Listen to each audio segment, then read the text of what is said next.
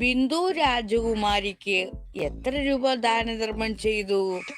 500 രൂപ ദാനധർമ്മം ചെയ്തു. 500 രൂപ കൊടുത്തതിന് ഇങ്ങനെ കരയണം? മയിരെ, 500 പോയിട്ട് 1 രൂപയെങ്കിലും നിനക്ക് ആർക്കെങ്കിലും ദാനധർമ്മം ചെയ്യാൻ തോന്നുന്നുണ്ടോ?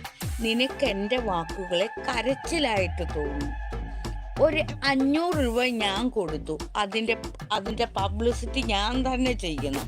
നിനക്കെന്തോ നിന്റെ പുഞ്ഞാണി ഇരുന്ന് ചൊറിയുന്നെങ്കിൽ അങ്ങോട്ട് മാറിയിരുന്ന് കാലി കവച്ചിരുന്ന് നീ ഇങ്ങനെ ചൊറിഞ്ഞ് നീ കര.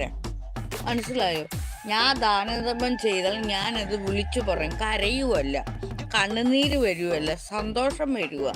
നിനക്ക് 1 രൂപയെങ്കിലും ആർക്കെങ്കിലും എടുത്ത് കൊടുക്കാൻ തോന്നിയിട്ടുണ്ടോ?